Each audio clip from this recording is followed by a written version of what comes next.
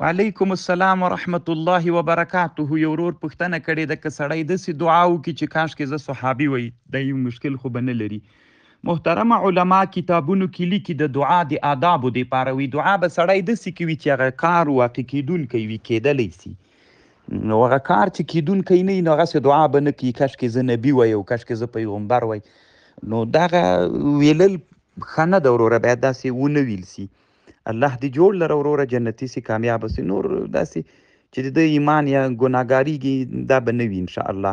خو ښه خبر دا ده چې باید سړی داسې دعا ونه کړي ورور. علیکم سلام. یو ورور پوښتنه کوي چې جومات کې له جومات نه باندې نسوار تو کول یا جومات کې ناستې دننه جومات کې نسوار کوي یا لاړې تو کوي، پکې محترمه علما وایي پروا نه کوي دا. اوس که بلغم تو کوي جومات کې مثلا خپل دسمال راوباسي توی کې په جومات کې، یعنی په دسمال کې تو کې یا یې په څادر کې تو کې یا یې په کاغذ ټپر کاغذ څه دي دې کاغذ کې تو کې پروا نه کوي، دا شرعاً مشکل نه لري وروره.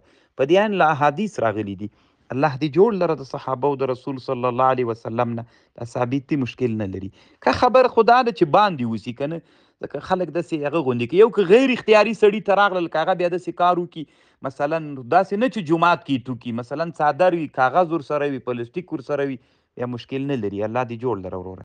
وعلیکم سلام. یو ورور پوښتنه کړې ده چې مثلا یو کور دې له چا نه په ګرو باندې ونیو، 10 لکه روپۍ هغه ده تا 10 لکه روپۍ ورکړلې، هغه تا ته کور په ګرو باندې درکړ، بیا ته راجیګ سولې دا کور دې بل چاته په اجاره ورکړه، دا سود ده وروره، دا ناروا ده، حرامه ده، جواز نه لري وروره. وعلیکم السلام. یو ورور پوښتنه کړې چې د چا په غاړه کې تاویز وي غسل خانې ته ځي څه به کوي؟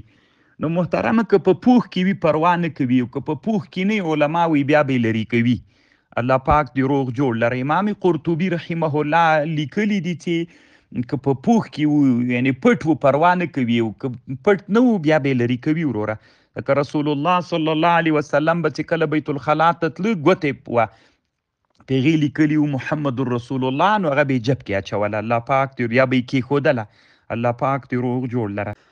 وعلیکم سلام ورحمت الله وبرکاته. یو ورور پوښتنه کوي معذور انسان امامت معذورینو ته کولی سي چې همده غوندې معذور خلک وي او هغه ته یې نسي کولی، خو معذور خو هغه شرعي معذور به ښیي وروره چې هر وخت دپاره دی یو دس کوي، مثلا سلسل بولي وي یا نور داسې مرض ولري، نو معذورینو دپاره امامت کړلی سي او بغیر له هغه نه بل چاته امامت نسي کړلی. علیکم سلام. یو ورور د چکې په اړه پوښتنه کړې. محترمه چکه اسلام کې یوازینۍ هغه لوبه ده چې تحریمي حرامه ده، نو هغه ملګري تحقیق درته رالیږلی دغه واوره وروره. الله دې جوړ.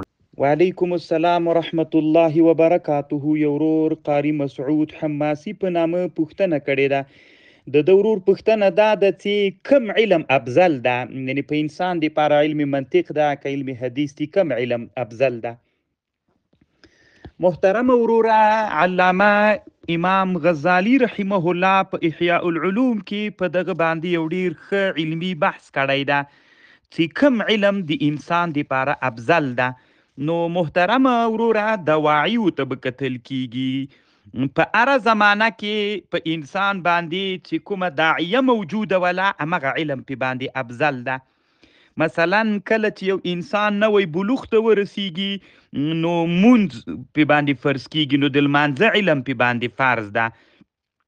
نو دا دواعیو ته کتل کیږي وروره، ډېر ښه علمي بحث یې کړی ده. انسان دپاره کم علم په انسان باندې فرض ده او کم علم د ده دپاره افضل ده، دواعیو ته به یې ګوري.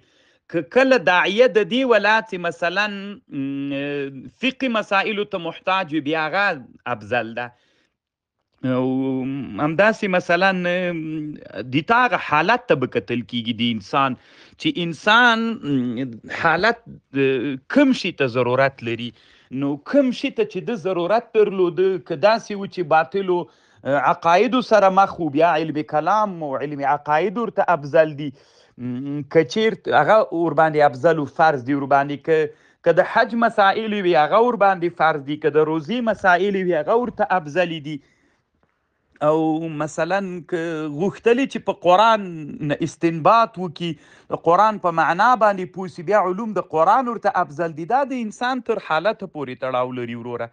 الله پاک دې روغ جوړ لره، الله دې جنتي که. وعلیکم سلام. یو ورور پوښتنه کوي په یوه رکوع کې مثلا 3 وارې تسبیح، بل وارې 15، بل پروا نه کوي محترمه، دا شرعاً خصوصا چې سړی منفرد وي یا مقتدي بیا خو لا افضله ده وروره، هېڅ مشکل نه لري، دا شرعاً الله دې جوړ لري. وعلیکم سلام. یو ورور د پیریانو په اړه پوښتنه کړې ده، خو پوښتنې دومره ډېرې دي سم ټول کتاب یې خلاص کړی ده. محترمه یوه معینه پوښتنه وکړه درته به جواب کوم. دا خو ټولې ډېرې پوښتنې دي. پیریان د ساينس علما یې نه مني، دی وی عقلي دلایل راته ووایه. نو دا خو محترمه اوس زماني خبر نه ده. ته چې کله د پیریانو په اړه باندې بحث کوي، نو پیریان پخوا زمانې نه اطبا یې نه مني او چې وجود نه لري، نو دا قمقلتوب د چې نه مني. محترمه دا اوس زمانه کې ډېرې باکتریاوې میکروبونه را ووتل چې په سترګو باندې نه لیدل کېږي، سره له دې بیا هم هغه د غسته ده. او بل پیریان دی وایي چې یعنی متعددې پوښتنې کړي دي چې پیریان وجود لري که نه، که څوک ترې منکر سي نو دا انکار یا تأویلاً ده وروره یا غیر تأویلاً ده. ډېرې اوږدې خبرې دي وروره. داسې وکړه یو کتاب د پیریانو په اړه وګوره چې ته دومره کلکه اراده کړې ده چې دومره اوږد بحث که تا یوه معینه پوښتنه کړې ما به جواب درته کړی وروره. نو پوښتنې دې بیخي ډېرې کړي. داسې وکړه چې احکام المرجان فی غرائب الاخبار و احکام الجان د علامه بدرالدین الشبلی النعمانی الحنفي دا کتاب وګوره وروره، درته معلومات به وسي. دا ټول سوالونه هلته جوابیږي وروره، ټول به د پیریانو په اړه معلومات هم درته وسي. الله دې ښه لره وروره، کامیاب اوسي. علیکم سلام. یو ورور پوښتنه کوي چې سړی سفر ته لاړ چې له سفره بیرته راغی، خپل کلي ته چې راورسېد سفر یې ختمیږي که ولسوالۍ ته، نو کله کله محترمه ولسوالۍ د سړي له کلي نه ډېره لرې وي.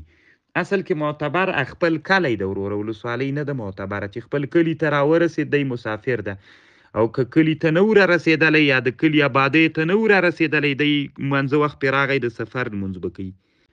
وعلیکم السلام ورحمت الله وبرکاته. یو ورور قاری اسماعیل سمیم په نامه پوښتنه کړې ده چې یو سړی اودس کوي نو بل ته ووایي چې ما ته اوبه د اوداسه اوبه راواچوه. دی خپل هم په اوداسه قدرت لري، دا مکرو نه ده محترمه. استعانت فی الوضو مونږ درې قسمه بلو. یو قسم استعانت فی الوضو اوبه ورچول دي، یو قسم استعانت فی الوضو اوبه راوړل دي، یو قسم استعانت فی الوضو مخل دي ورسره. دغه حالت مکرو نه ده چې دا اوبه وراچوي. مغیره ابن شعبه رضی الله عنه او اسامه بن زید رضی الله عنهما او یو دریم صحابي هم سته. دغسې استعانت فی الوضو رسول الله صلی الله علیه وسلم نه ثابت ده. علامه ظفر احمد عثماني رحمه الله اعلاء السنن کې بحث پې کړی. علیکم سلام. ولی الله بادغیسی په نامه یو ورور پوښتنه کوي چې خواښې څومره حق لري. نو دا خو نسته وروره کتابونو کې چې څومره حق لري، بس حق حالتونو کې بدلیږي. کله کله حق نفقې ته وایي وروره، چې څوک ونه لري زاړه وي بیا نفقه په تا باندې لازمیږي. داسې معین حق په ټولو حالاتو کې نشته ده وروره. الله دې جوړ لري.